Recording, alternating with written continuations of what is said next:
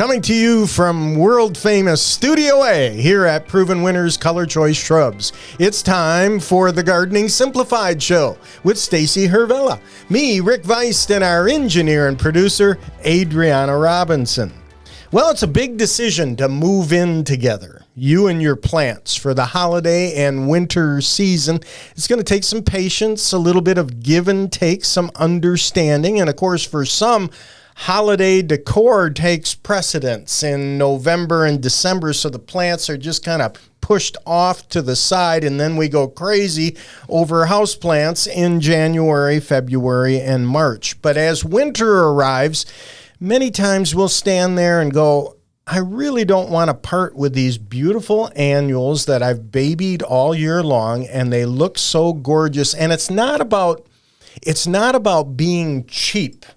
It's about just developing a relationship with these plants that you've enjoyed all season long and hoping that maybe somehow you can stash them and they make a phoenix-like recovery next spring. A lot of people are into that, Stacey. You know, I was going to say the exact same thing that you just said. It is about a relationship. And for many years, I've told people, just throw it away. There's no harm in that. That's perfectly fine. And that is true. If you prefer to throw things away or let the frost just take them, that is perfectly fine. But I have, over the years, acquired some plants that I do have a relationship with. Yeah. And I do bring them in. Now, I will say, first of all, my house is far from ideal for bringing plants indoors. I don't have a whole lot of sunlight. I don't have windowsills. But what I do have is this amazing alocasia, also known as elephant ear, that I have been bringing in and out for winter for 3 years now. And what's cool about it is it has just gotten so big because I keep, growing it and perpetuating it. And now I'm the house with the giant elephant ear every season. And so it's kind of building its own thing. And I wouldn't think of not bringing this in. Now, that said, it is also probably the easiest plant to bring in compared to a lot of other things. People want to bring in their tropical hibiscus, house plants, all that kind of jazz. Bringing in this alocasia, which is basically a bulb, basically just means me sticking it in my basement and not watering it until January. Bingo. And I don't have to do anything. It doesn't take up any space. It doesn't need any light. It just sits there in kind of a state of suspended animation. And come next spring, I'm the house with the elephant ear again. It's quite easy, and that's the point. So we're moving in tropical houseplants. We're also moving in what we may loosely classify as summer flowering bulbs. I've been digging up my canna rhizomes, bringing them in. Of course, you have dahlias. I think that caladiums are the perfect example of this conundrum where you have the option to, at the end of the season, dump them, treat them like annuals, or lift them and store them like you are with your elephant ear. For a lot of people, that's too much trouble. They really don't want to do that. Or with caladiums, you could move them inside and treat them as a house plant. Yeah. Heart-to-heart caladiums give you that opportunity. But again, not real easy. And why? Well, the reasons are, and I think, Stacy, the big mistakes that I see people make when moving plants indoors is, number one, you got to start with healthy plants. That's the first thing. If they're unhealthy moving in to a low humidity situation, a low light situation, things are going to go from bad to worse. So you got to start with healthy plants. And you should be aware, too, of how the plant is responding to the natural changing day length. Yes. So, that could have caused your caladiums to start to go dormant a little bit early, but that doesn't mean they're not unhealthy. Now, an unhealthy plant would be something that's all covered in mealybug or, has a virus or something really bad. Right. But don't confuse a plant that's merely going dormant due to what it has just experienced weather-wise and climate-wise, with something that can absolutely come inside. Very, very true. So in the mistakes, I say start with healthy plants. The second mistake people make, the soil's too wet when you move it inside. That's going to cause two problems. rotting roots, and also fungus gnats. So soil that's too wet. I also think if you're moving plants inside, let it be a gradual move as opposed to an immediate move. If you do it immediately, moving it from sunlight, outdoor air, indoors, a ficus plant, of course, is the perfect example where the plant will shed 50% of its leaves. So make that transition a little easier by a gradual move to where it's going to overwinter. Cleanliness is super important. The foliage, also a sterile soil. Fungus gnats, we have to pay attention to that. And like I said, if the soil's wet, you establish fungus gnats, you're going to be fighting that battle all winter long. Don't be afraid to reduce the size of the plant, and then understand the dry heat indoors, lack of humidity can create problems. And there are ways that people work around that, keeping plants away from heat registers, maybe an unheated room that's brightly lit but doesn't freeze. The whole idea is, in many cases, to keep these plants alive until next spring. With summer bulbs, we're lifting them out. And again, we want healthy tubers or healthy rhizomes we're pulling out of the ground. And Stacy, I never wash them off because I don't want them going into storage wet. I spread them out on a tarp and I let the soil dry and I shake the soil off. And then, so you're talking about your cannas now. Yeah. And then what do you do with them for winter? So then for winter, I put them into crates, which are open, they're airy. And I put them in an unheated area that does not freeze, with a little burlap over the top, and away we go. So you don't do any like wet newspaper, sawdust, any of that jazz? No. Okay, now I will say, I thought I did the right thing with my cannas that I got from the Canna King, but I did lose a lot. I didn't lose all the bulbs, but I did lose a lot. Now I did everything that you said. They went in there dry. They went into my, I've got a basement with a storage room on the front that's under the porch, so very cool. Definitely doesn't freeze. And I just threw them in a garbage, like a paper grocery sack. Oh, okay. And put them in there. And was like, okay, see you in spring. And when I saw them in spring, I had a lot of moldy dust. Yes. And I think it's because of the paper sack. So what I like to use, laundry baskets. Oh, that's a good idea. And they work great. And that's one of the keys in getting them to survive. Now, also at the time when you lift them out of the soil, you want to grade them. So I've got my laundry baskets to my right. I've got my wheelbarrow to the left. And if they don't make the grade, they go in the wheelbarrow. If they make the grade, they go into the laundry basket. So when you say the grade, are you just taking the biggest ones, or you're taking ones that like don't have any crud, rotty bits on them? I look for rot. I look for eyes on the cannas. Yep. And yes, the size of the cannas also. Also, how much work I'm going to want to put into it next spring. I planted way too many cannas this year. Well, the problem with that is it's one thing to think that in spring or summer. It's quite another to think it in fall when you're like, these are all good. I need to keep them all. Exactly. It's tough. It's tough. But you got to be tough to get out there and do that grading, and it's important. I wrote a limerick for plants because plants really can't talk. But if plants could talk and you were bringing them inside, this is what plants would say. Oh, the weather outside is frightful, but your windowsill's delightful. Since we've got no place to go, let it snow, let it snow. Might I add, your planning's insightful. So we're moving in together. To your living room, I'll tether. But here is a fair warning. I'm grumpy on a winter morning. My personality is fair weather. Can we survive together till spring? Will you take me under your wing? By not throwing me in the trash, you're going to be saving some cash. Let's say it together. Ka-ching. Oh, I like it. And, I try to convince myself that it's just because I have the relationship with these plants that I'm moving them in, and not because I'm cheap.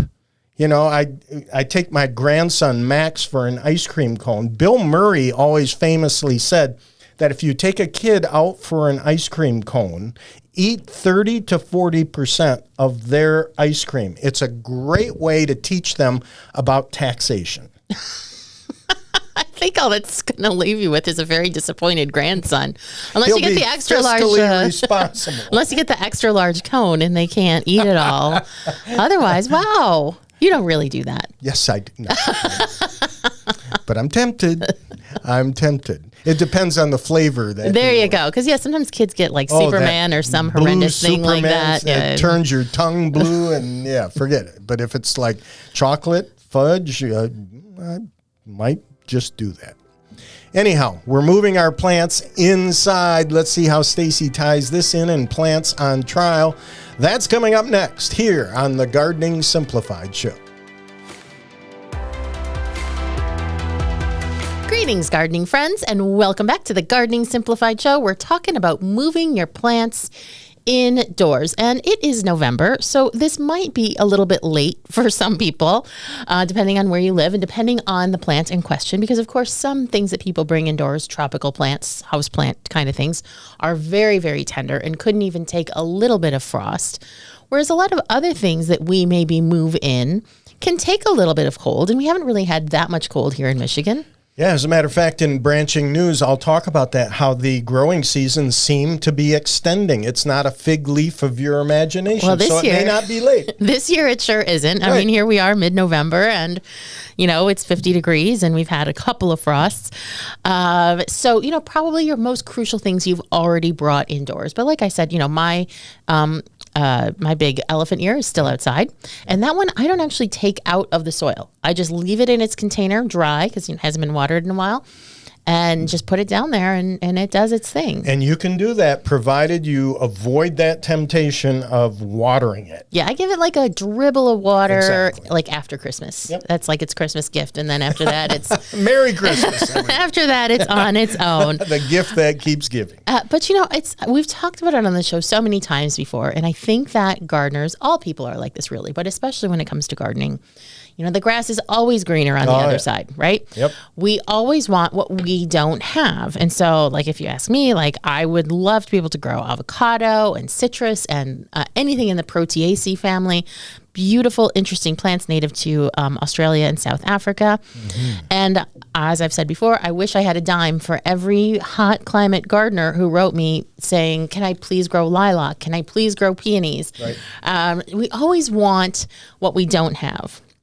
But this is an area where if you are a cold climate gardener, things are going to work a little bit more in your favor. You might be able to include some of these warm climate plants, not all, some of these warm climate plants in your garden and bring them indoors for winter. Whereas the people who live in hot climates, the reason that they can't grow these things is because those plants need a cooling period.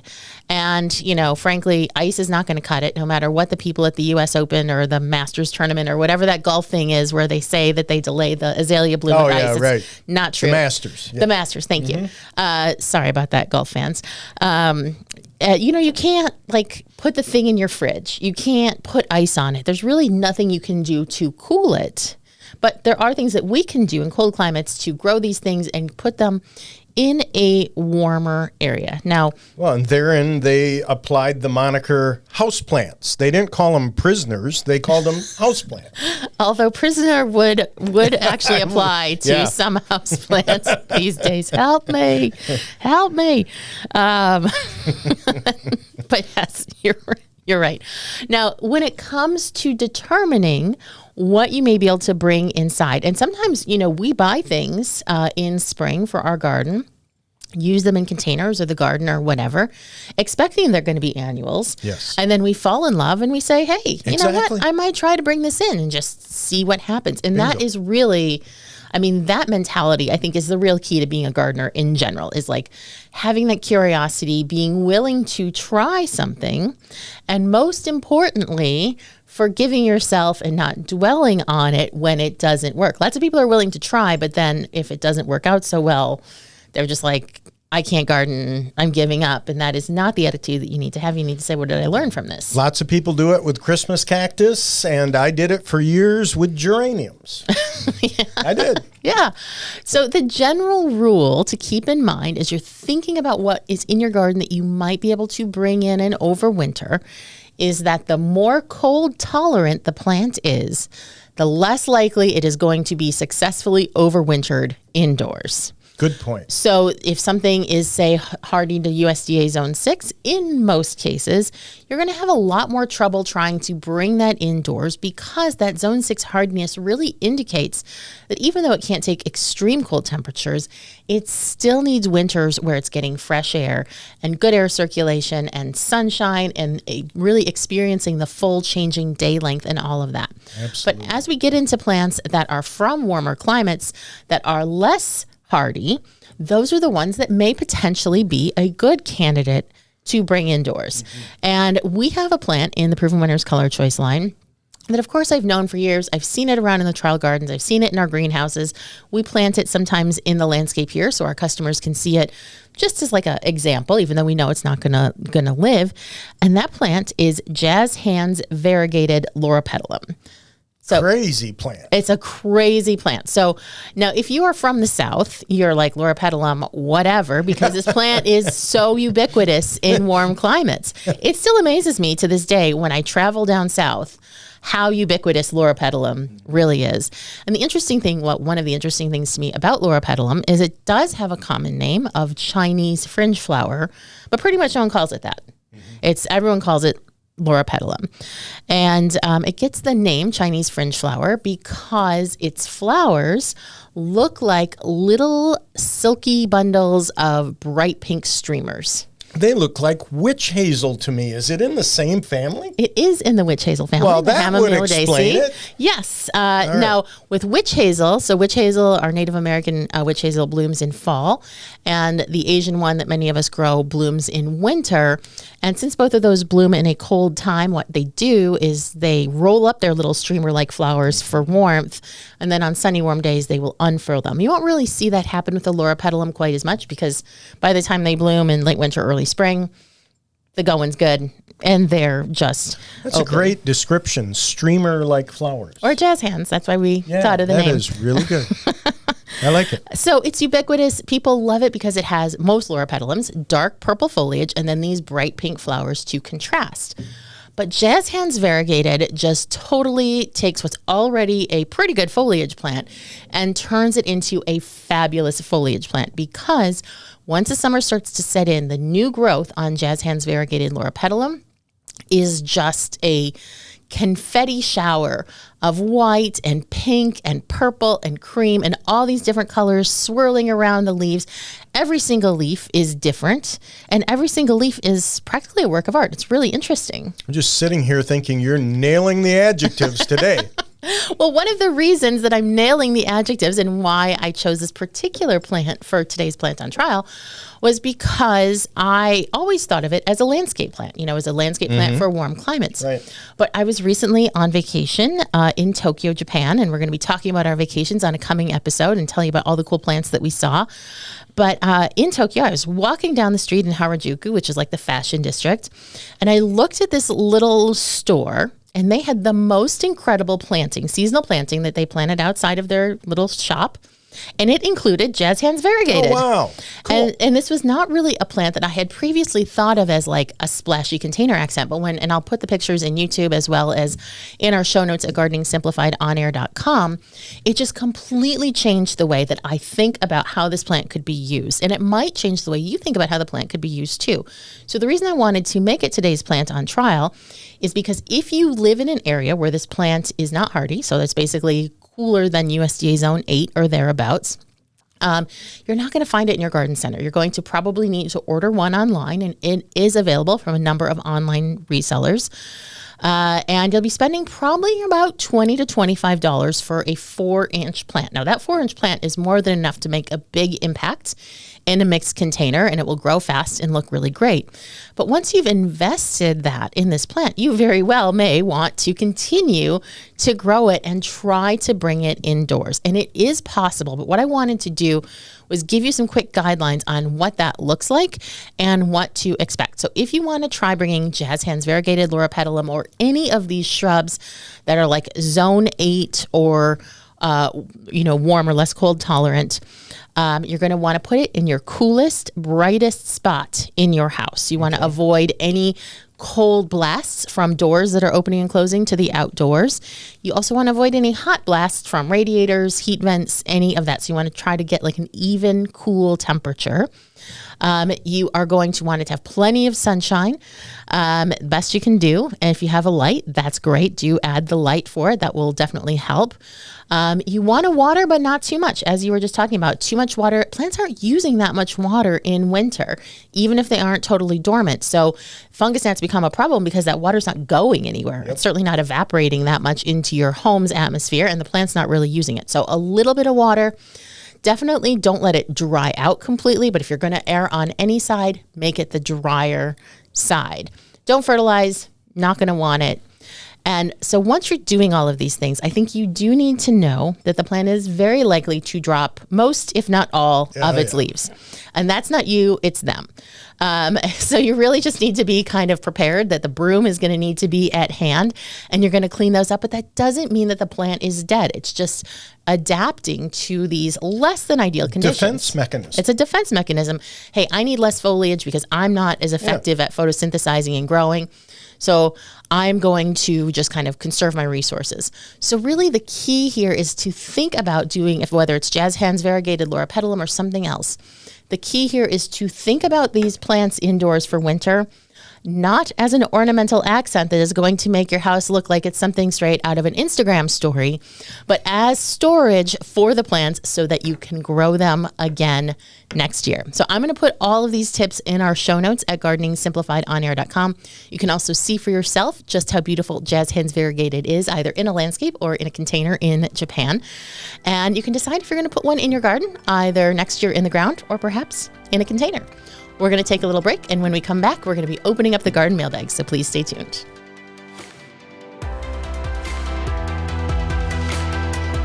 Greetings, gardening friends, and welcome back to the Gardening Simplified Show, where we are going to take the time to answer your gardening questions. We've been hearing from a lot of you with all sorts of different questions, and we'd be happy to help you with your unique, or maybe not so unique, garden conundrum, because chances are, if you're having an issue, a lot of other people might be having a similar issue. Absolutely. We're all in this together. As a matter of fact, I was thinking you made a great point about how these plants do not like drafts, whether it's a hot draft or a cold draft. These plants you're bringing inside do not want a Heineken or a Budweiser or a Coors. No, or coffee. Or coffee.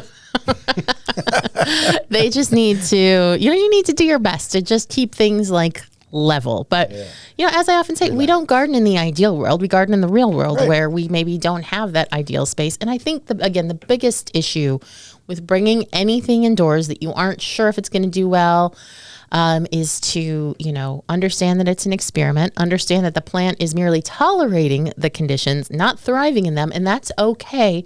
Your goal is just to get it to that point where it can go back outside again.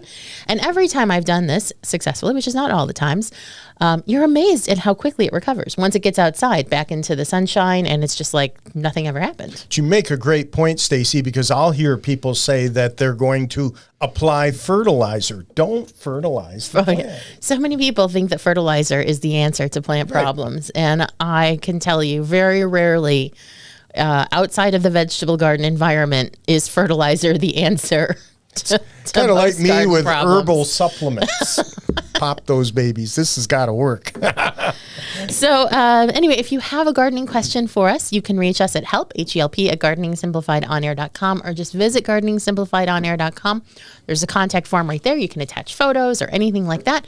You can also leave a comment on our YouTube videos. Adriana reads them all, and we'll pass any along to us that might be suitable for answering online. But before we get to the questions that people asked for this week, I did want to address Nancy in Washington sent us a photo kind of in regards to our Halloween episode last week, even though this isn't really scary, but I just loved this so much I had to share it. She says, this northwestern salamander was strolling through my garden earlier this week while enjoying a gentle shower. Well, I don't find these spooky. This was the largest one I have ever seen in my yard. I am so jealous of you, Nancy. Adriana is as well. This is an absolutely gorgeous, big northwestern salamander who is absolutely living its best life in Nancy's garden. So we're jealous. Enjoy it, and tell salamander friend we said hello. Thanks, Nancy. Appreciate it. Cindy writes to us, a contractor scuffed up her tree. What should I do to provide the most protection for it? So that's quite a wound on it. Yes, she did include photos, which you'll see on YouTube or on our show notes at gardeningsimplifiedOnAir.com. I opened this attachment and audibly said, ouch, when I looked at it because, yeah, it's not great. And, this kind of thing happens all the time. If you're having any kind of work done on your home, a lot of people, they just don't think of trees as like living things that can be damaged. But fortunately, trees are generally very resilient. And as bad as this particular scuff is, so basically what happened, she has a relatively mature tree with, I would say, probably a good 1 foot by 1 foot gouge taken out of the side of it. And why this really matters. See, a lot of people, and this is worth saying, especially at Christmas time, as people start thinking about getting live trees, where a tree conducts its water is not in the center. It is actually around the inside edge of the bark. So there's a thin layer. If you cut a fresh branch, you'll see that thin green layer. That's where the xylem and the phloem is. That's where all the business happens. And so once that is interrupted by damage, then it makes it difficult. It takes away some of the plant's ability to conduct water and nutrients through the entire column of the plant. Exactly. Loosely defined as the cambium layer on a tree. And if it's not girdled all the way around, you're going to be okay. This tree is going to survive. Sure, it's not great for the tree. Yeah. But I really believe, Stacy, that the important thing here is just to keep that area clean. Peel away or cut away some additional damage, but keep it clean and allow nature to take its course. Yeah, I don't, in the past, there have been people who've said, oh, you should use a wound dressing or wrap it with this tar. Yeah, there's all sorts of crazy things out there. The general consensus among tree scientists right now is no wound dressing at all. So yeah, Cindy, I would not do anything. I know it's painful and hard to see, but as the plant will start to heal, that will certainly decrease and it will be less visible and a little less painful. The only thing that I would say you're really going to want to, consider long-term is that is going to be a structural defect to some extent in the tree. So it's just worth considering, if as it gets larger and more mature, if it threatens, your home or a neighbor's home or anything like that, you might just want to have it checked out by a professional arborist who can give you a risk assessment as to whether it was severely compromised. So Stacy, 2 for the price of 1 from April. She writes to us, what would cause mum seedlings to turn red and how to fix it? I'm wondering if the little gnats I see are causing it. And then she also asks a question about deadheading hardy hibiscus. How is this done? Do you just pull the dead flower off or trim elsewhere? I'll jump in on the mum question, the seedlings turning red, because I've seen this before. In most cases, it's because the soil is too wet. And the fact that she has little gnats causes me also to believe that the soil is too wet. So you get a pythium root rot with mums, and actually what it does is anthocyanins in the foliage will cause that foliage to turn red. So in my opinion, not looking at the plants myself, Stacy, I think April too wet on those seedlings, and that's what's causing the problem, not the gnats. Yeah, I think the fact that you have fungus gnats is definitely diagnostic, that it is a watering issue.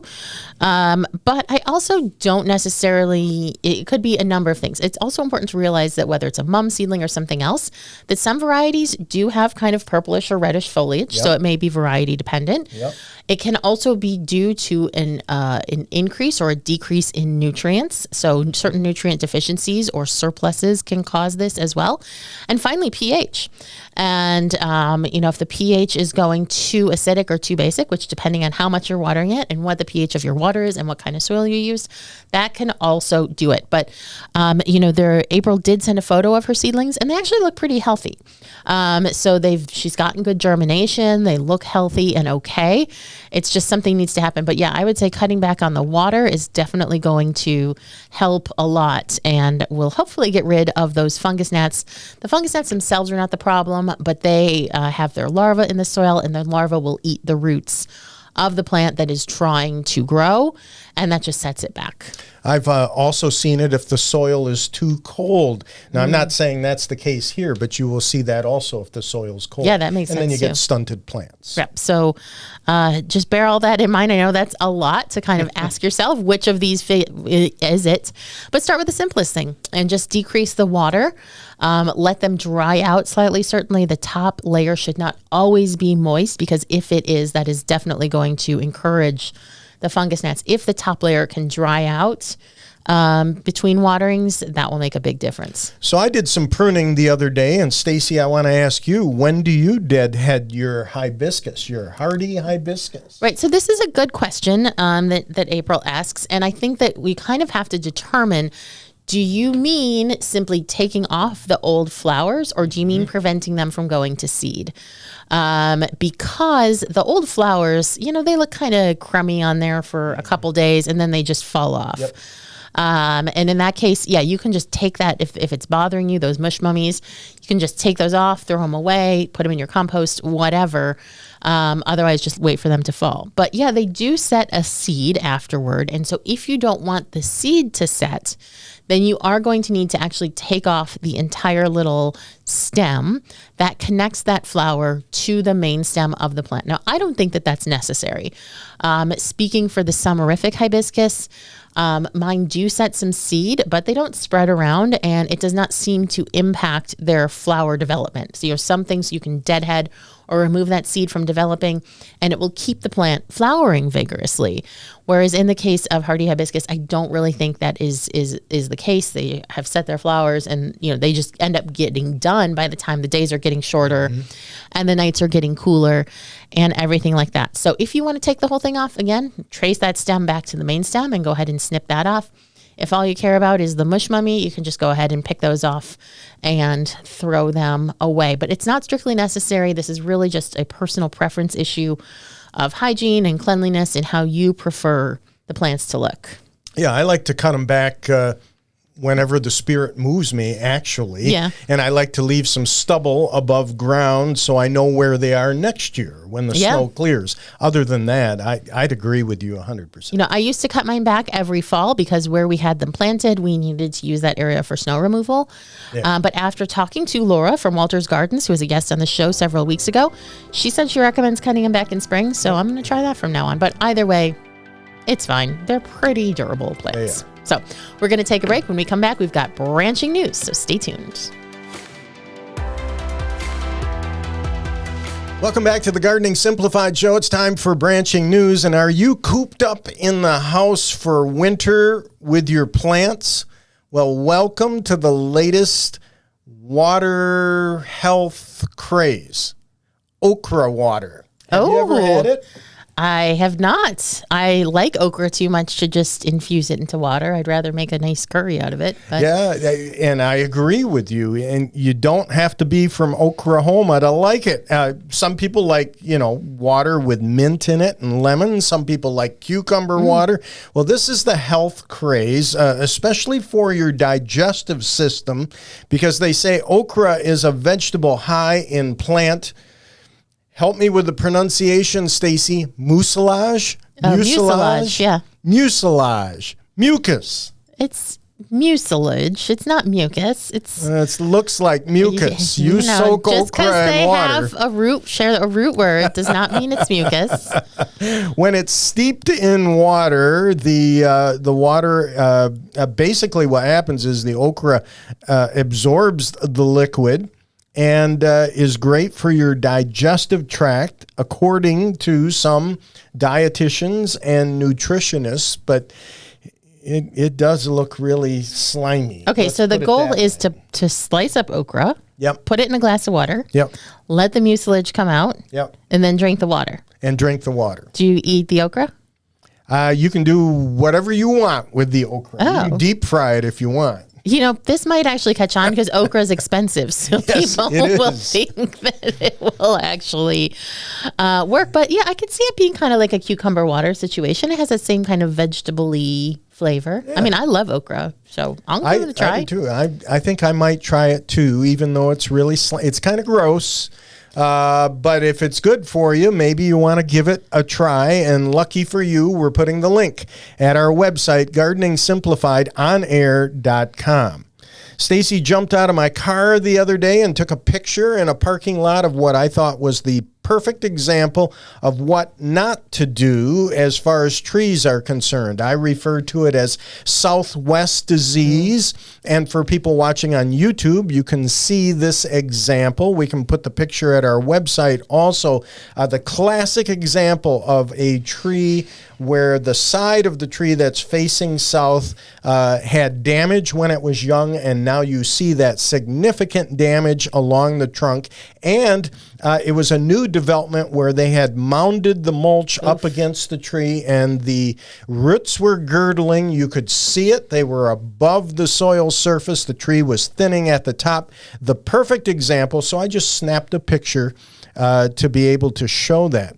Also, just down the road, the next place I went, pulled into the parking lot and noticed the maple trees there that were loaded with powdery mildew and tar spot. Oof, yep. Now, tar spot is not unusual on a maple tree, and many times, again, folks, it's an indication that winter's the perfect time to have some pruning done on your trees to allow additional light and air movement through the trees if you're dealing with these problems. But Stacy, in this case, the powdery mildew, I found it really fascinating because it didn't look like it was dusted on the foliage, but rather it was along the veins of the foliage. It almost looked like something Jack Frost had done. Interesting. Very, very interesting. But again, if you have powdery mildew, you have tar spot on some of these trees that you love, or maple trees, it can be an indication that having an arborist do some pruning to open up that canopy may be helpful.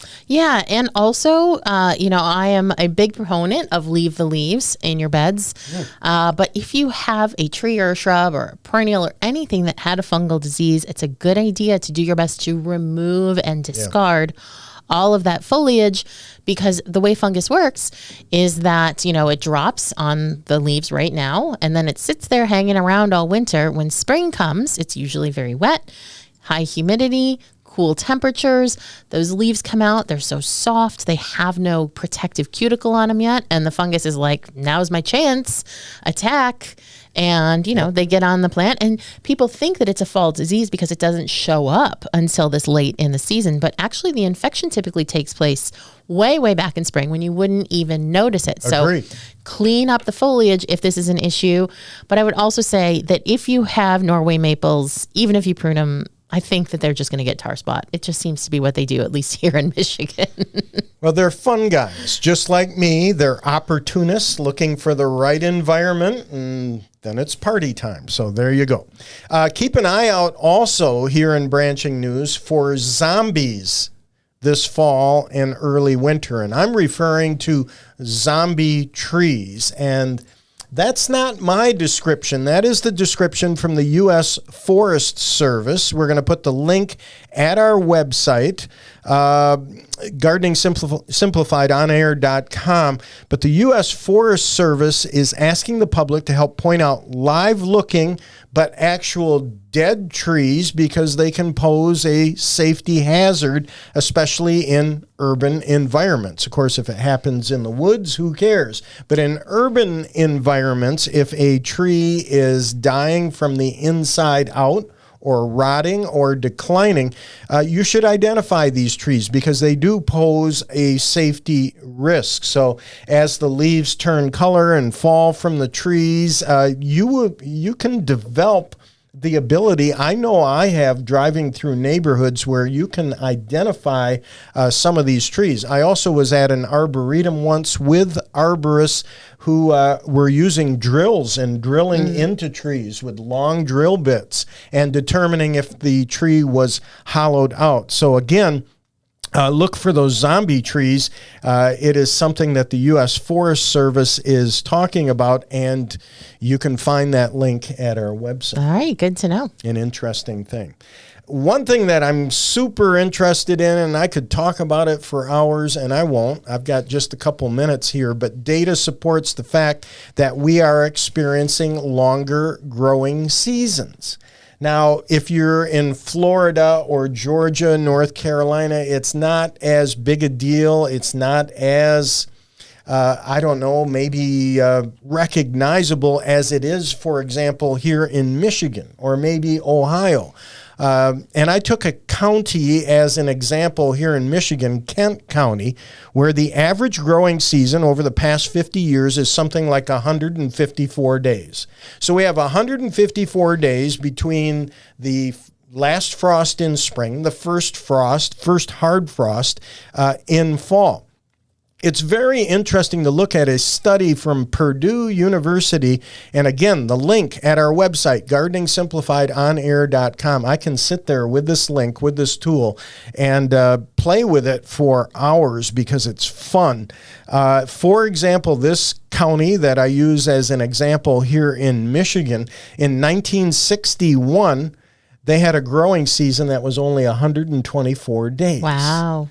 So the last frost was May 28th. The first frost was September 28th. In 1966, we had 138 days. In 1983, 129 days. In 1972, I think I remember this one, 119 days. Wow. The last frost was June 12th. The first frost was October 8th. But the shortest on record, and I do remember this year, 1992, 118 days. So the last frost was May 28th, and the first frost was September 22. So that's less than 4 months of growing season. And if you think about corn needs something like 90 days, right? Yeah. So it's fascinating to think about that. And I also, 1992, I remember that well because that very short growing season followed one of the worst droughts we had in North America, the 1988 to 1990 drought. The drought of 1988 ranked as the worst drought since the Dust Bowl. Oh, wow. And I remember that well. The whole point here, to wrap it up, is this, that since 2012 in this area, we've generally experienced 160 to 180 days. Wow, that's a huge, I think that's like full month. That's amazing. And 180 days, of course, is, 6 months of growing season.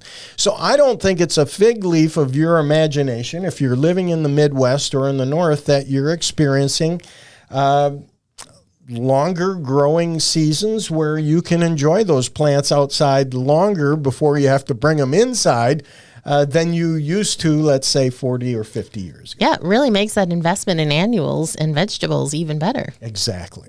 We're going to put the link at the website, gardeningsimplifiedonair.com.